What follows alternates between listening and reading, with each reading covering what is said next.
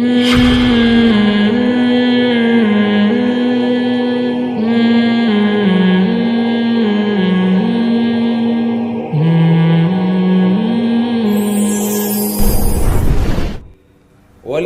وَشَفَتَيْن، کیا ہم نے اس کو ہونٹ اور زبان نہیں دی؟ آج جو میڈیکل سائنس جب انسان کے اعضاء پہ غور کرتی ہے یا اس کائنات پہ غور کرتی ہے، اس کے غور کرنے کا انداز کچھ اور ہوتا ہے۔ قرآن جب آپ کو اس کائنات میں غور و فکر کی دعوت دیتا ہے تو اس کا انداز وہ کسی اور نقطۂ نظر سے غور کرنے کا حکم دیتا ہے، اور قرآن بتاتا ہے کہ میری یہ نعمتیں تمہارے اوپر ہیں، تم اقرار کرو اور پھر اس کا شکر ادا کرو۔ ان نعمتوں کو قرآن کیسے ڈیفائن کرتا ہے؟ دیکھیں، آپ کسی ڈاکٹر سے پوچھیں کہ آپ نے کبھی دودھ میں غور کیا، دودھ کی تحقیق کی، تو ڈاکٹر کیا کہے گا؟ ہاں جی، میں نے بہت تحقیق کی ہے، بھینس کے دودھ میں اتنا فیٹ ہے، اتنا کیلشیم ہے، اتنے منرلز ہیں، بکری میں یہ ہے، گائے میں یہ ہے، ابال کے پینا چاہیے یا کچا بھی پی سکتے ہیں، ڈبے کا پینا چاہیے یا کھلا پینا چاہیے۔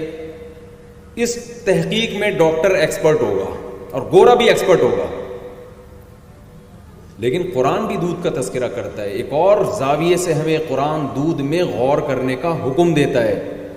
چونکہ ہم یونیورسٹیوں میں پڑھ رہے ہیں، مذہب بالکل بھی نہیں پڑھایا جا رہا یونیورسٹیوں میں، جس کے نتیجے میں ہم ٹوٹلی مادہ پرست ہوتے چلے جا رہے ہیں۔ 1400 سال پہلے قرآن نے ہمیں دودھ میں غور و فکر کا حکم دیا۔ کیسے حکم دیا؟ وَإِنَّ لَكُمْ فِي الْأَنْعَامِ لَعِبْرَةً نُسْقِيكُم مِّمَّا فِي بُطُونِهِ مِن بَيْنِ فَرْثٍ وَدَمٍ لَبَنًا خَالِصًا سَائِغًا لِلشَّارِبِينَ۔ اللہ فرماتے ہیں اس دودھ میں غور کرو، اس سوکھے چارے کو تم کسی لیب میں لے کے جاؤ، کسی سائنٹسٹ کے پاس، کسی ڈاکٹر کے پاس، جاپان کے سائنسدانوں کے پاس لے جاؤ اور کہو کہ اس سوکھے چارے سے چکنائی اور تیل کا ایک قطرہ نکال کے دکھا دیں۔ کیا کوئی ڈاکٹر نکال سکتا ہے؟ اگر نکال سکتا ہے تو آپ یوں کر دیں، نہیں نکال سکتا تو تھوڑا سا اشارہ کر دیں تاکہ مجھے لگے کہ میں سمجھا پا رہا ہوں اپنی بات۔ کوئی ایسی لیب وجود میں آئی ہے یا کوئی ایسی مشین وجود میں آئی ہے؟ ٹیکنالوجی نے اتنی ترقی کی ہے کہ ایسی مشین ایجاد کر لی ہو کہ ادھر سے سوکھا چارہ ڈل رہا ہے اور وہاں سے ایک پروسیس کے تحت اس سے مکھن نکل رہا ہے یا تیل نکل رہا ہے۔ آپ اگر جاپان کے سائنسدان کے پاس چلے ہیں نا، جاپان کی مثال اس لیے دے رہا ہوں کہ وہ میڈ ان جاپان کوئی چیز ہو تو وہ اگر پان بھی میڈ ان جاپان ہو جائے نا، اچھا ہمارے بہت سارے پشاور اور افغانستان کے لوگ جاپان میں گئے ہیں، جیپنیز کو نسوار کا عادی بنا دیا انہوں نے۔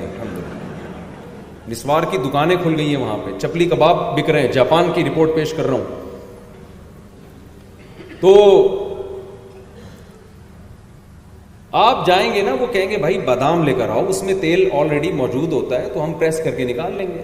سوکھے چارے میں سے ہمارے لیے تیل نکالنا، گھی نکالنا یہ ممکن نہیں ہے۔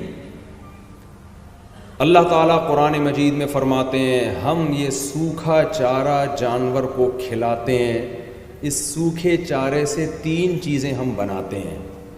من بین فرثن، گوبر بنتا ہے، وہ گوبر زمین کی طاقت اور توانائی کو بحال کرنے کا ذریعہ بنتا ہے، دوبارہ اس سے چارہ پیدا ہوگا تاکہ یہ جانور دوبارہ کھائے۔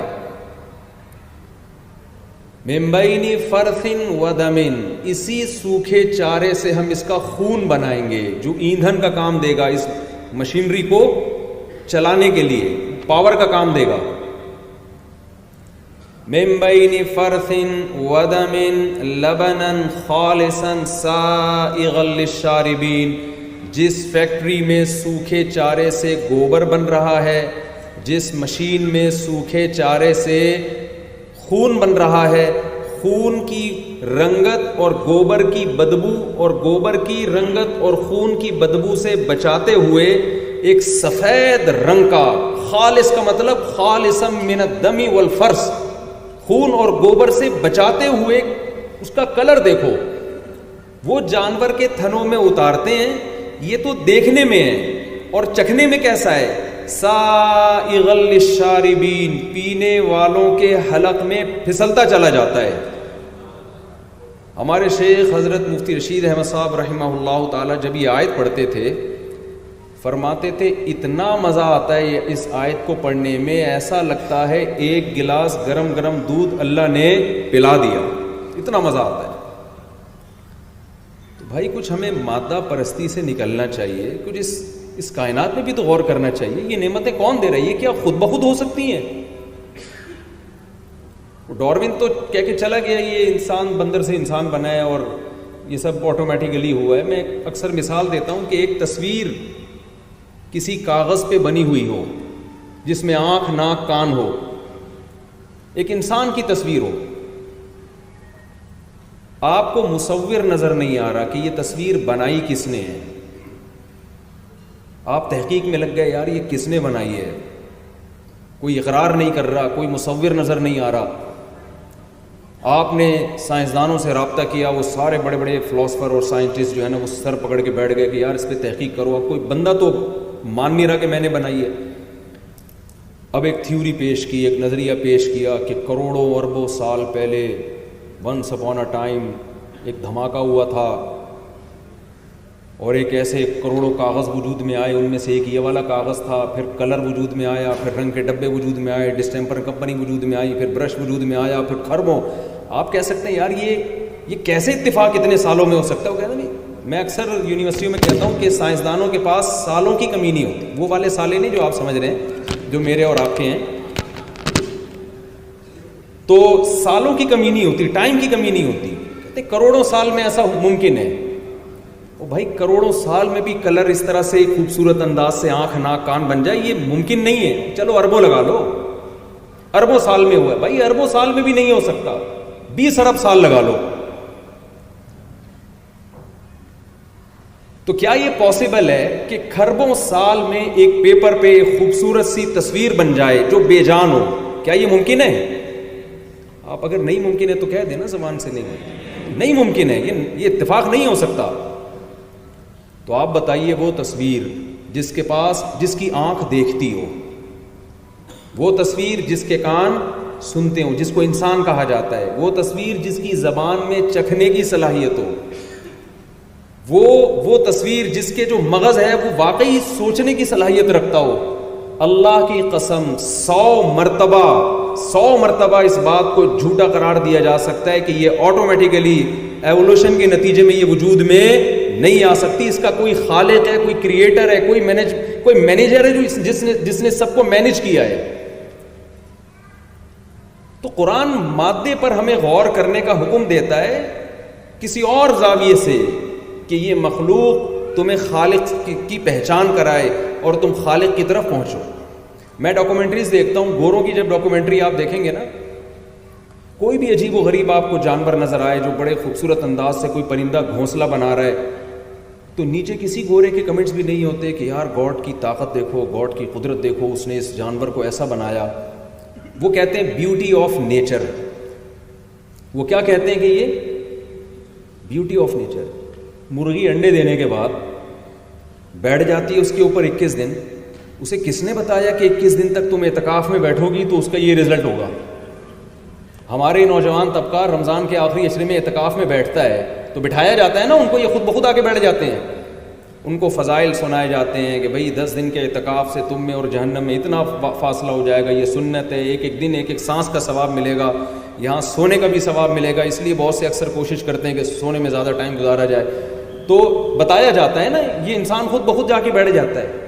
مرغی کو کس نے بتایا کہ بھئی یہاں پر اس انڈوں پہ تو 21 دن بیٹھے گی تو اس سے چوزے نکلیں گے اور پھر ان چوزوں کی تو نے حفاظت کرنی ہے؟ یہ کس نے بتایا اس کو؟ یہ خود بخود یہ سب چیزیں ممکن نہیں ہیں۔ ایک ملحد ہے، ایک ایتھیس ہے میرے رابطے میں نا، بہت زیادہ اسلام کے خلاف باتیں کرتا ہے۔ میں نے ایک دفعہ اس کو ایک ویڈیو بھیجی کہ ایک مرغی اپنے چوزوں کی خاطر بہت طاقتور جانور سے لڑ رہی ہے۔ میں نے کہا یار یہ ایوولوشن کا نتیجہ ہے، یہ ارتقاء کا نتیجہ ہے کہ اس کے یہ جذبات کے اپنے بچوں کے لیے اپنی جان ہتھیلی پر رکھ کر لڑ رہی ہے، کیا یہ پاسبل ہے؟ یہ آٹومیٹیکلی خود بخود ہو جائے؟ تو میرا مقصد ابھی اللہ کے وجود کو ثابت کرنا نہیں ہے، میرا مقصد ابھی آپ سے یہ عرض کرنا ہے کہ ہم اس کائنات میں غور کریں گے تو ہمارا رشتہ اللہ سے مضبوط ہوگا، بشرطے کہ ہم اس زاویے سے غور کریں کہ یہ آٹومیٹیکلی نہیں ہے۔ قرآن بھی سورہ بلد میں کیا کہہ رہا ہے؟ الم نجعل لہ عینین، کیا ہم نے تمہیں یہ آنکھیں نہیں دی ہیں؟ غیر مسلم تو کہہ دے گا اللہ نے نہیں دی ہیں، بڑے آرام سے کہہ دے گا۔ ہم جب جامعۃ الرشید میں یہ ڈیجیٹل کیمرے کی تحقیق کر رہے تھے تو ڈیجیٹل کیمرے کے ماہرین کو اور سائنسدانوں کو ہم نے بلایا۔ انہوں نے ایک بڑی عجیب بات بتائی کہ جو ڈیجیٹل کیمرہ ہے نا، جو موبائل سے آج آپ ویڈیوز بنا رہے ہیں یا کیمرے سے بنا رہے ہیں، یہ انسانی آنکھ کی کاپی ہے۔ سائنسدانوں نے دیکھا کہ انسانی آنکھ دیکھتی کیسے ہے، تو اس کا مختصر خلاصہ میں دیسی زبان میں تو سائنس کی ٹرم نہیں جانتا، انہوں نے کہا روشنی کسی پہ لگتی ہے نا تو وہ ٹکرا کے ہماری آنکھوں کے پردے پہ لگتی ہے، تو اللہ میاں نے اندر کوئی ایسے سافٹ ویئر لگائے ہوئے ہیں وہ اس کو برقی لہروں میں یا کسی اور ریز میں چینج کر دیتے ہیں، پھر پیچھے اللہ نے ایسے آلات لگائے ہوئے وہ اس عمل کو ریورس کر دیتے ہیں۔ تو انہوں نے کہا سائنسدانوں نے کیا کیا، سیم یہی عمل کاپی کر کے آرٹیفیشل بنا دیا۔ تو اگر یہ عمل سائنسدان نہ دیکھتے تو ڈیجیٹل کیمرہ وجود میں نہیں ہے، یہ ڈیجیٹل کیمرہ ایجاد نہیں ہے، یہ انسانی آنکھ کی کاپی ہے۔ اب مجھے ایک بات بتاؤ، کوئی شخص یہ دعویٰ کرے کہ یہ ڈیجیٹل کیمرہ کروڑوں خربوں سالوں میں خود بخود وجود میں آ گیا، اس میں لینسز خود لگ گئے ہیں اور پاور خود بخود پیدا ہو گئی ہے اس میں، تو بے وقوف ہوگا ایک نمبر کا، یقیناً ہوگا۔ تو جو کاپی ہے وہ خود بخود وجود میں نہیں آ سکتی، تو جس انسانی آنکھ کو دیکھ کر جو اوریجنل ہے وہ آٹومیٹیکلی کیسے وجود میں آ سکتی ہے؟ جاپان موبائل نکالتا ہے، امریکہ موبائل نکالتا ہے، چائنا کاپی کر لیتا ہے نا۔ مجھے لگ رہا ہے میں سمجھا نہیں پا رہا اپنی بات، پیچھے کو گناہ ہوں، کچھ سمجھ میں نہیں آ رہا بھائی۔ اوریجنل ایک جاپان نے موبائل نکالا، چائنا کی فوراً دھڑا دھڑ کاپیاں آنا شروع، ملیشیا نے نکالا یا کسی بھی کنٹری نے، دھڑا دھڑ چائنا کی کاپیاں۔ اب ایک آدمی کہہ رہا ہے چائنا نے جو کاپی بنائی ہے یہ تو چائنا نے بنائی ہے لیکن اوریجنل خود بخود وجود میں آ گیا۔ کہیں گے ارے بھائی کاپی جب خود بخود وجود میں نہیں آ سکتی تو جو اوریجنل ہے وہ کیسے آ گیا؟ تو قرآن اسی بات کا تذکرہ کرتا ہے سورہ بلد میں، الم نجعل لہ عینین، کیا ہم نے تمہیں دو آنکھیں نہیں دی ہیں؟ ہم فوراً کہتے ہیں کہ اللہ یقیناً یہ تیرا ہم پر احسان ہے کہ تو نے ہمارے سر میں دو آنکھیں فٹ کی ہیں۔ وَلِسَانًا وَشَفَتَيْن، ہم نے زبان نہیں دی ہے، یہ اتنا سا گوشت کا لوتھڑا ہے، آپ اس پہ نمک رکھیں فوراً دماغ کو سگنل بھیجے گا کڑوی چیز ہے، چینی رکھیں فوراً دماغ کو سگنل بھیجے گا کیا ہے؟ میٹھا ہے، گرم چیز رکھیں ٹھنڈی چیز رکھیں، سینکڑوں چیزوں کے ٹیسٹ میں یہ فرق فوراً دماغ کو اطلاع دے دیتی ہے، یہ خود بخود نہیں ہے۔ تو قرآن انسان پر یہ نعمتیں گنوا کے بیان کر رہا ہے کہ انسان نے میرا ان نعمتوں کا شکر ادا نہیں کیا۔ اے اللہ کیسے ادا نہیں کیا؟ کیا میں نے جرم کیا ہے جو تو کہہ رہا ہے کہ تو ناشکر ہے؟ اللہ فرماتے ہیں وما ادراک مل عقبہ، ایک مشکل راستہ تھا، دشوار راستہ تھا، یہ میرے کہنے پہ اس مشکل راستے پہ نہیں چل رہا، آسان راستے کو یہ فوکس کر رہا ہے۔ دیکھیں ایک راستہ ہے موٹر وے کا، آپ کے ابا نے آپ سے کہا کہ بیٹا موٹر وے سے نہیں جانا، جی ٹی روڈ سے جانا ہے تم نے۔ ابا کیوں؟ موٹر وے جب بنا ہے چلنے کے لیے، تو وہ ابا کہہ رہے دیکھو بیٹا ابھی میں تمہارا ابا ہوں نا، میرے تم پر احسانات ہیں، میں تمہیں کہہ رہا ہوں کہ میری خاطر تھوڑا اس راستے پہ چل لو۔ آپ کہہ رہے ہیں میں تو موٹر وے سے ہی جاؤں گا، تو ابا کو غصہ آئے گا کہ نہیں آئے گا کہ میری تو کوئی حیثیت ہی نہیں ہے؟ تو اللہ میاں قرآن میں کیا کہتے ہیں؟ وما ادراک مل عقبہ فک رقبہ فلاقتحم العقبہ، اللہ فرماتے ہیں یہ دشوار راستے پہ نہیں چلا۔ وہ دشوار راستہ کیا ہے؟ ایک ہے خواہشات کا راستہ، جتنا کما رہا ہوں میرا پیٹ بھرے گا، میری جیب بھرے گی، میں اس میں سے کسی اور کے لیے خرچ نہیں کروں گا، میں اپنی تمام خواہشات کو پورا کروں گا اسی دنیا میں۔ یہ آسان راستہ ہے، یہ ان لوگوں کا راستہ ہے جو ان آنکھوں کو اللہ کی نعمت نہیں مانتے، یہ ان لوگوں کا راستہ ہے جو اس زبان کو اللہ کی نعمت نہیں مانتے۔ قرآن کہہ رہے جو ان نعمتوں کو ہماری نعمت مانتے ہیں وہ دشوار راستے کو اختیار کرتے ہیں۔ فوراً سوال ہوتا ہے کہ اللہ کون سا دشوار راستہ، کون سا راستہ؟ اللہ فرماتے ہیں فک رقبہ، وہ دشوار راستہ یہ ہے کہ انسانیت کو غلامی کے طوق سے آزاد کروایا جائے، کیونکہ نبی صلی اللہ علیہ وسلم کے دور میں غلام ہوا کرتے تھے، صحابہ کو حکم دیا جا رہا ہے کہ اگر تم اللہ کی نعمتوں کا شکر ادا کرنا چاہتے ہو تمہیں غلاموں کو آزاد کرنا پڑے گا۔ تو آپ بتائیے، اللہ نے اسلام کا نام رکھا دشوار راستہ، اور پھر دشوار راستے کی جو ڈیفینیشن بیان کی اللہ تعالیٰ نے وہ کیا بیان کی ہے؟ انسانیت کی خدمت۔ میں سمجھا پا رہا ہوں اپنی بات؟ آج یہ چیز ہماری زندگی سے نکل گئی۔ او اطعام فی یوم ذی مسغبہ، او کا لفظ اللہ نے استعمال کیا، کیوں؟ بہت سے لوگوں کے پاس ذرائع نہیں ہیں غلاموں کو آزاد کرانے کے۔ آج تو غلام ہوتے ہی نہیں ہیں تو کیسے آزاد کرائیں ہم؟ اس لیے اللہ نے فرمایا اس کا آلٹرنیٹ بھی ہے، اطعام فی یوم ذی مسغبہ، ذی مسغبہ بھوک والے دن میں بھوکے کو کھانا کھلانا۔ کیا مطلب؟ بعض ایسے ایام آتے ہیں جن میں لوگ بھوکے ہو جاتے ہیں، دنیا پہ ایسے احوال آتے رہیں گے۔ اور یہ خوب سمجھ لیجئے کہ قرآن نے جہاں بھی اطعام کا لفظ استعمال کیا نا، کھانا کھلانے کا، وہاں فقہا کہتے ہیں کہ کھانا کھلانا یہ اصل میں ایک تعبیر ہے ضرورت پوری کرنے سے۔ یہی وجہ ہے کہ آپ فقہ کی کتابوں میں پڑھتے ہیں کہ قرآن مجید میں قسم توڑنے کا کفارہ بیان کیا گیا ہے 10 غریبوں کو 2 ٹائم کا کھانا۔ وہاں فقہا، آپ اصول فقہ کے طلبہ بیٹھے ہوں گے، وہاں بتایا جاتا ہے یہ کھانا محض ایک تعبیر ہے۔ اگر کوئی غریب کو پیسے دے دے تو وہ زیادہ ثواب ملے گا اس کو، کیونکہ پیسے سے کھانا بھی خرید سکتا ہے، دوا بھی خرید سکتا ہے، کوئی اور ضرورت اگر ہوگی تو وہ بھی پوری کر سکتا ہے۔ کھانا تو ایک تعبیر ہے، ایک علامت کے طور پہ بیان کیا گیا ہے۔ تو ان آیتوں میں اللہ نے اسلام کو جو ڈیفائن کیا وہ انسانیت کی خدمت، پورا قرآن بھرا ہوا ہے۔ اور کیا کہا قرآن نے؟ یوفون بالنذر ویخافون یوما کان شرہ مستطیرا انما نطعمکم لوجہ اللہ لا نرید منکم جزاء ولا شکورا۔ قرآن کہتا ہے ہمارے نیک بندے، شکر گزار بندے، وہ غربا اور مساکین کی ضرورت پوری کرتے ہیں، اور ضرورت پوری کرتے ہوئے کہہ رہے ہوتے ہیں کہ ہم تمہیں خوش کرنے کے لیے نہیں کھلا رہے، لہذا ہمیں نہ تو تم سے اس کا بدلہ چاہیے اور نہ اس کا شکریہ چاہیے ہمیں۔ انما نطعمکم لوجہ اللہ، ہم تمہیں کس کو خوش کرنے کے لیے کھلا رہے ہیں؟ اللہ کو خوش کرنے کے لیے کھلا رہے ہیں۔ تو اسلام اور غیر اسلام، اس میں بڑا فرق کیا ہے؟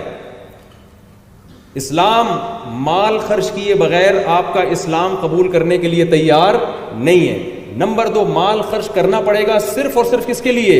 اللہ کے لیے۔ اور ایک تیسرا فرق بھی، مال خرچ کرنا، بار بار کرنا اور کرتے رہنا، ينفقون، کرتے رہتے ہیں یہ کام۔ نبی صلی اللہ علیہ وسلم نے ایک دفعہ خواتین میں صدقہ اور خیرات کی اہمیت پر بیان کی، اور آپ دیکھیں کس قوم میں بیان کیا جا رہا ہے جو انتہائی غریب، جو اپنے بچوں کو قتل کر رہے ہیں یہ سوچ کے کہ ان کو کھلائیں گے کہاں سے، ان کو صدقہ اور خیرات کی ترغیب دی جا رہی ہے۔ اب غریب آدمی کیسے صدقہ کرے؟ تو آپ صلی اللہ علیہ وسلم نے فرمایا اتقوا النار ولو بشق تمرۃ۔ یہاں تو بہت سے غریب تھے نا، آپ صلی اللہ علیہ وسلم نے فرمایا آدھی کھجور دے کر بھی اگر کوئی اپنے آپ کو جہنم کی آگ سے بچا سکتا ہے تو یہ موقع بھی ہاتھ سے جانے نہ دے۔